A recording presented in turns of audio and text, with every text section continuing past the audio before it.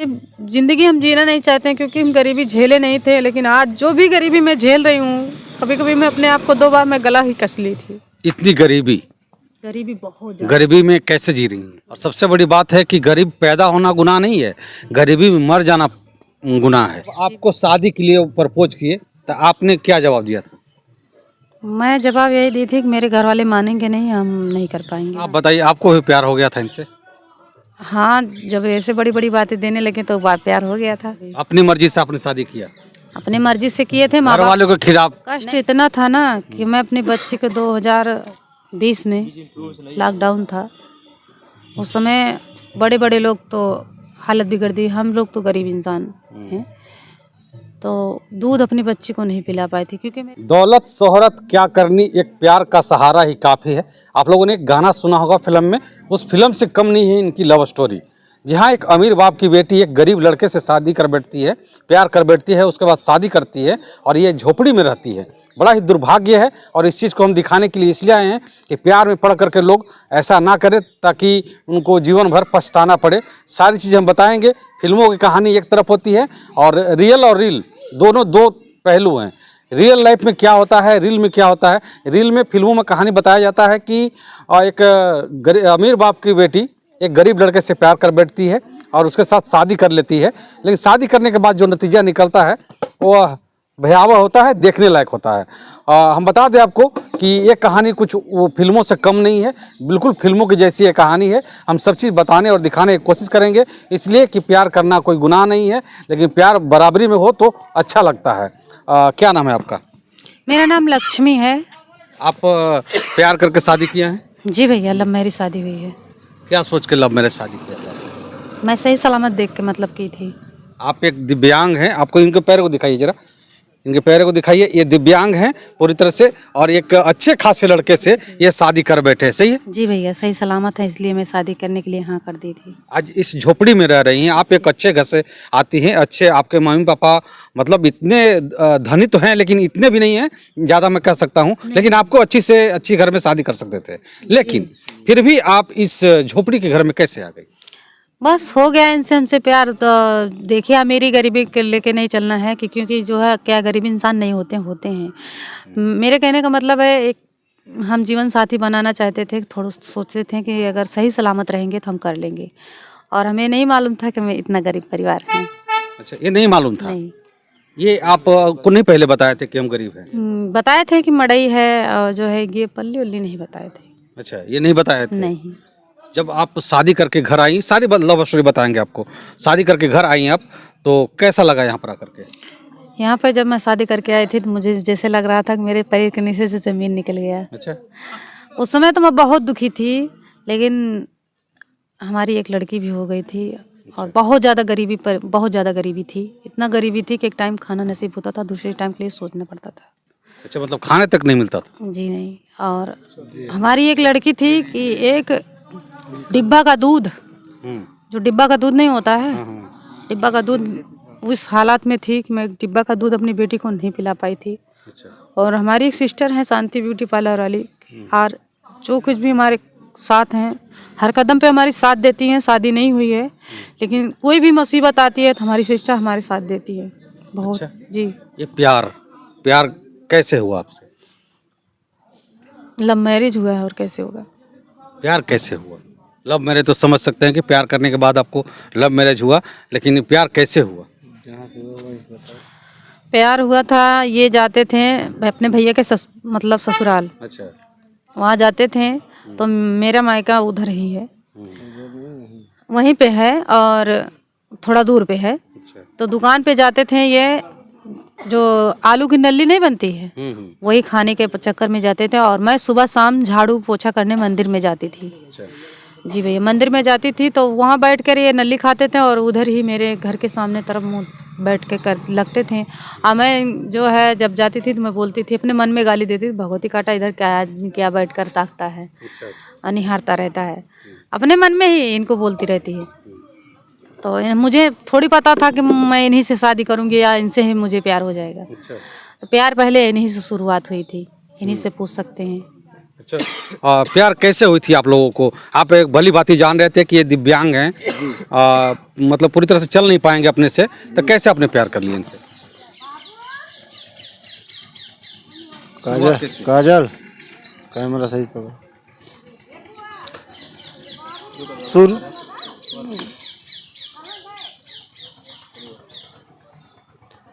शुरुआत ऐसा हुआ कि मैं अपने भाभी को लेके गया था मायके, मतलब जैसे हमारी बड़े भैया की जो शादी नई नई जब हुई थी, तो हमारे यहाँ जल्दी जाते नहीं हैं, तो हम अपने भाभी को हमारे बड़े भैया बोले कि लेके जाओ मायके, घुमा के ले आओ।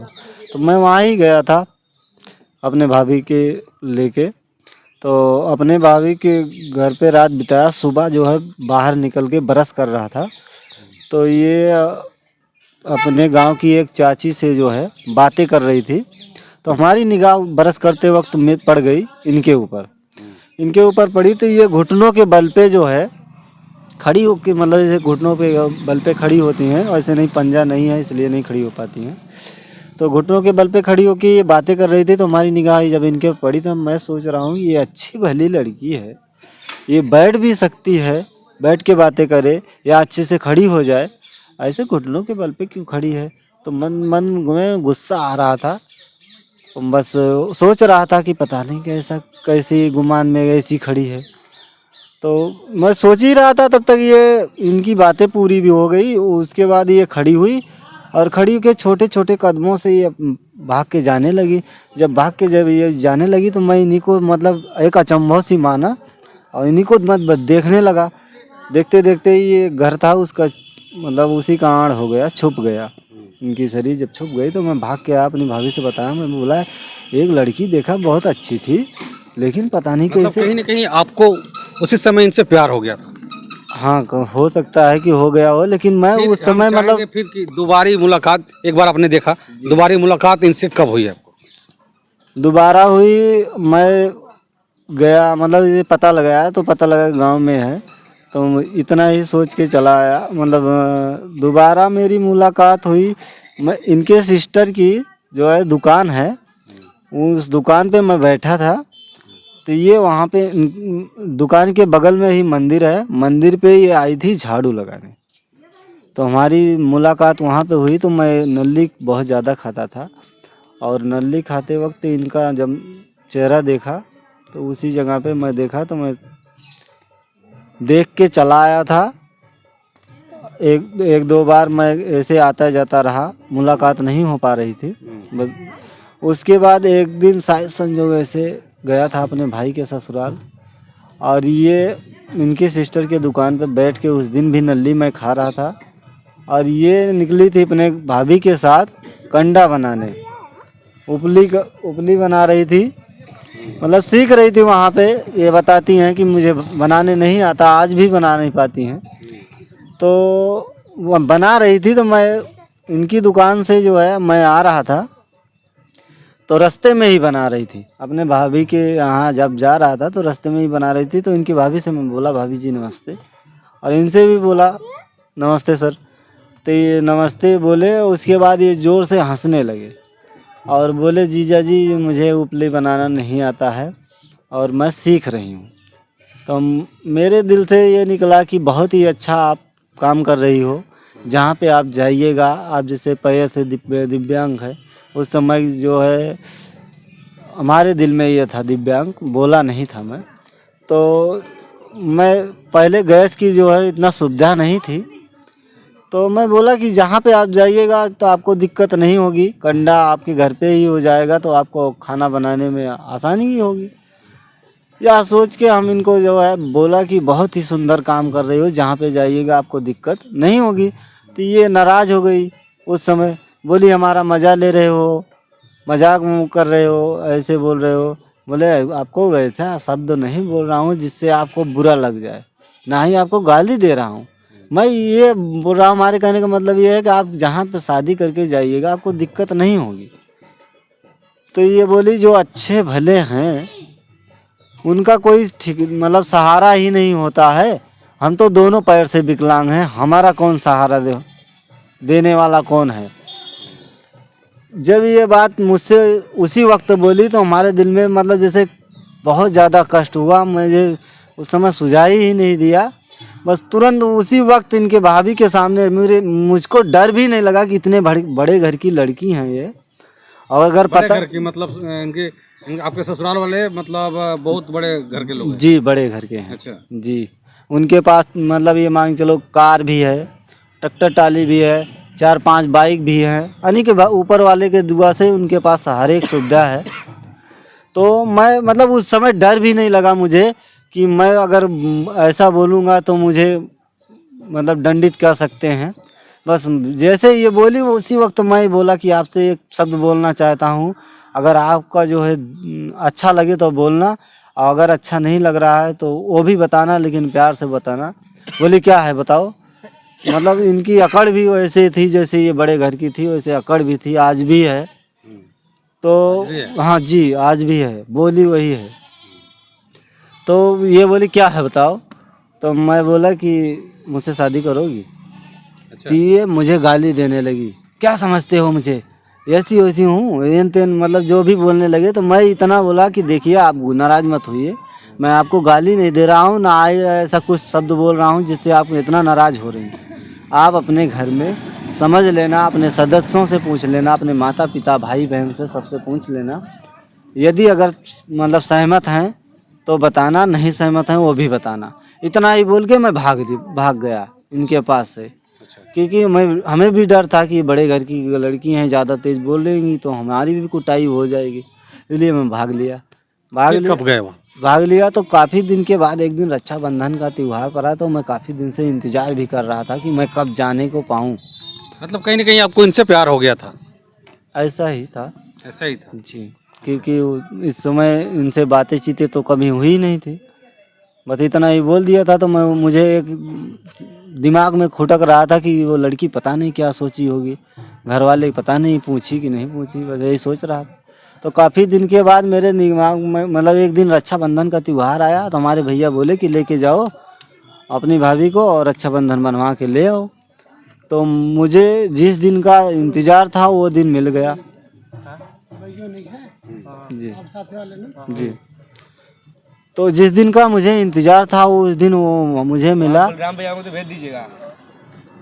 उस दिन मिला जब मुझे, तो मैं अपनी भाभी को बैठा के लेके गया, और जब गया तो मैं पहले अपने भाभी के यहाँ गया, पानी पिया, उसके बाद डायरेक्ट इनके सिस्टर के दुकान पे पहुँचा। इनकी मम्मी भी बैठी थी वहाँ पे, इनकी सिस्टर थी। इनकी सिस्टर से मैं बहुत प्यार से बोला कि जो है भाभी जी ये आपकी जो छोटी वाली बहन है, जिनके कद मतलब पैर जो छोटे छोटे से हैं, वो कहाँ है।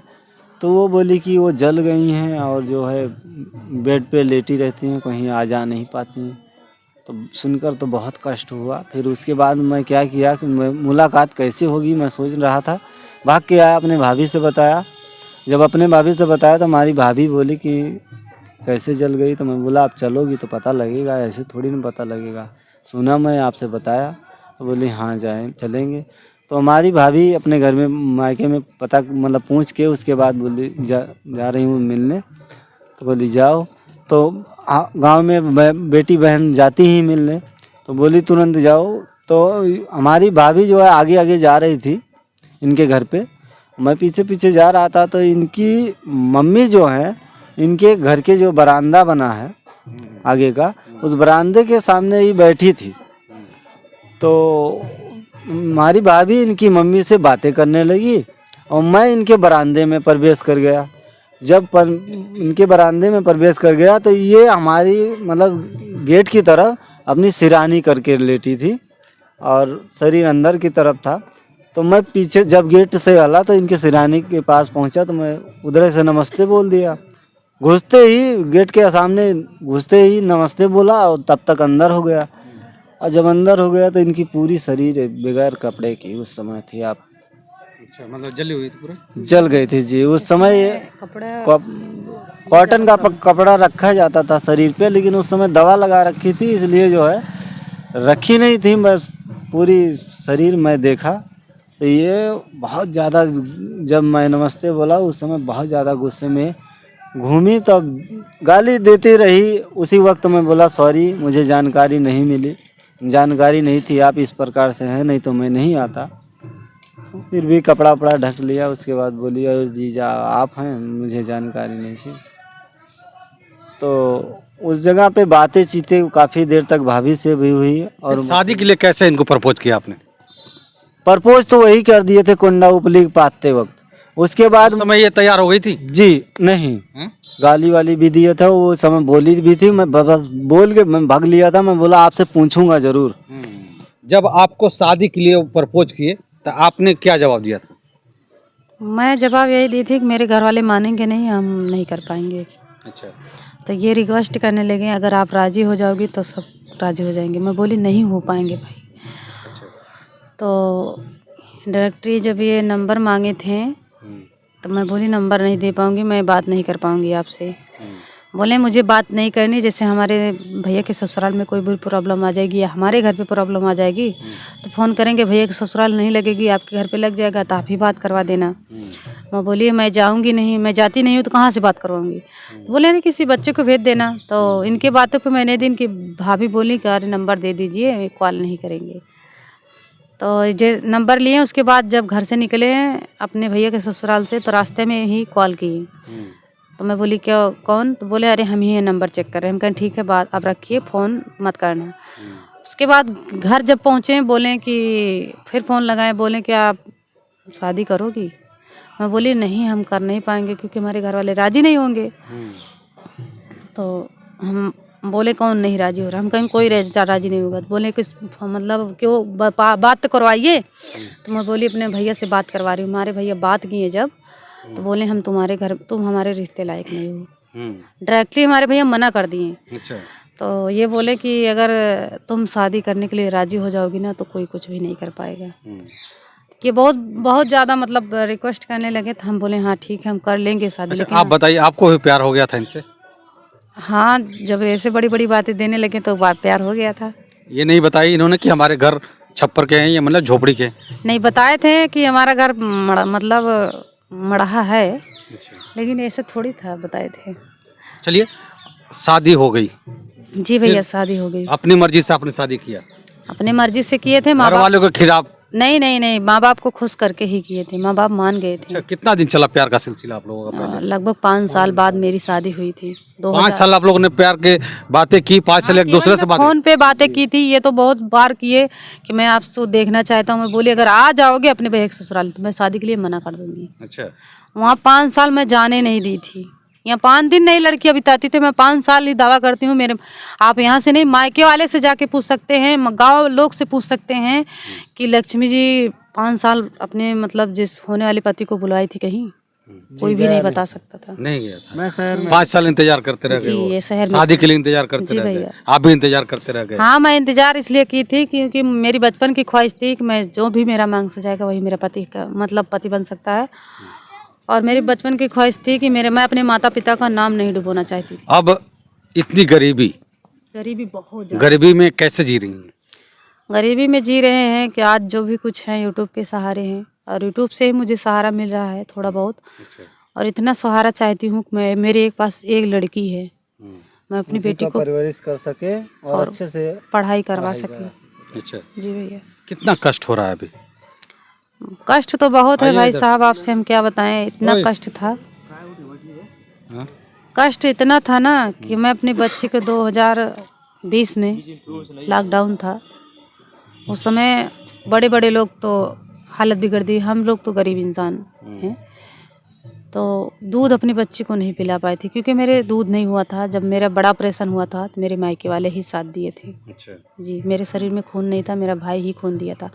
जो मेरा भाई मेरे सर काटने के लिए कहता था वही भाई खून देने के लिए राजी हो गया था। अच्छा, वही भाई ने खून दिया? जी 3 बच्चे थे उसके। 3 बच्चे। वही भाई बोला कि आज जो कुछ भी होगा, अगर कोई भी प्रॉब्लम होगा हम अपनी बहन के लिए हम खड़े हो जाएंगे। अच्छा। हम अपनी बहन के लिए कुछ नहीं होने देंगे, जितना पैसा लगेगा हम लगाएंगे। गरीबी एक बहुत बड़ा अभिशाप है। और सबसे बड़ी बात है कि गरीब पैदा होना गुनाह नहीं है, गरीबी में मर जाना गुनाह है जी भैया। है ना। गरीब जिंदगी हम जीना नहीं चाहते हैं, क्योंकि हम गरीबी झेले नहीं थे, लेकिन आज जो भी गरीबी मैं झेल रही हूँ, कभी कभी मैं अपने आप को 2 बार मैं गला ही कस ली थी। अच्छा, जी मतलब इतनी गरीबी की लगता है कि खुद को खत्म कर मैं ले। खुदकुशी कर चुकी थी। अच्छा गला इतना कस ली थी कि यहाँ मेरा गला आज भी दर्द करता है। अच्छा। जी देखिए इतना दर्द प्यार में कि अब रोने पर मजबूर हो गई हैं। और ये इस प्यार को क्या कहेंगे आप, समझ सकते हैं? अभी तक अब दोनों में कुछ अनबन होती है क्या? नहीं होती है, लेकिन कभी कभी हम जैसे लड़ाई करते थे हम शांत हो जाते हैं, हम लड़ाई करते थे शांत हो जाते हैं। अच्छा, जी भाई। अपने पति से कोई शिकायत है आपको? नहीं, कोई शिकायत नहीं है, लेकिन कभी कभी लड़ाई इतना ज़्यादा उल्टा बोल देते हैं, इसीलिए शिकायत करना पड़ता है मजबूर। कमा के लाते हैं तो देते हैं आपको? हाँ। कितना कमाते हैं आपके पति? 300 रुपया। 300 रुपया? जी। डेली काम नहीं लगता है, इसीलिए तो ज़्यादा प्रॉब्लम रहती है। भाई आपके पत्नी से कोई शिकायत है या फिर कुछ है आपको पत्नी से? नहीं, पत्नी से शिकायत नहीं है, लेकिन बस इनसे रिक्वेस्ट भी करते हैं और समझाना भी चाहते हैं। आप लोगों से भी रिक्वेस्ट कर रहे हैं कि इनको समझाने के लिए प्रयास कीजिएगा, क्योंकि अगर 300 रुपया मैं कमा रहा हूँ तो उसमें जो है गुजर बसर करने के लिए राजी रहें। कभी कभी ऐसा दिन आता है कि अमीरी और गरीबी को लेके हमारे दो परानी में बहुत ज़्यादा लड़ाई होती है। कहते हैं कि मुझे फंसा लिए, मुझे ये पता होता तो करती नहीं। मैं तो अपने मायके में इतना पैसा लेके घूमती रहती थी, और यहाँ हम 2 वक्त की रोटी 10 रुपए की चीज़ी खाने के लिए हम परेशान रहते हैं। ऐसे ऐसे जो है कभी कभी बोल जाती हैं, इसी के चक्कर में लड़ाई होती रहती है। मैं भी एक माँ हूँ भैया, मैं अपने बेटे को अपने पास रखना चाहती हूँ। अच्छा। अगर कोई भी माँ अपने बच्चे को 5 महीना की थी हमारी बच्ची, तब से मैं अपने मायके में छोड़ी अपनी गरीबी हालात की वजह से। अच्छा, अब आपका बच्चा आपके मैके में है? जी वहीं पे क्योंकि अपने बच्चे को भी नहीं चला पा रहे हैं आप लोग? वहीं पे हमारी बच्ची रहती है। हमारी गरीबी हालात इतना थी ना कि एक वक्त की रोटी, एक टाइम की रोटी नसीब होती थी, दूसरी टाइम के लिए सोचना पड़ता था। अच्छा जी हाँ, अभी भी हालात वही है? जी भैया, हमारी एक लड़की है, हफ्ता नहीं बीतता है तो हम जाते हैं ज़रूर, और हमारी लड़की चाहती है कि मैं अपने मम्मा के पास रहूं। इसी झोपड़ी में रहना हो रहा है अभी? जी। कितने दिन शादी को हो गए? 6 साल। अब कहते कहते इनके आँख से आंसू आ रहे हैं। रोइए मत, जिंदगी है, जिंदगी इम्तहान लेती है और सबका लेती है, और सबका दुख दूर एक दिन होता है, शायद आपका भी हो जाएगा। हम लोग दिखाने का प्रयास कर रहे हैं।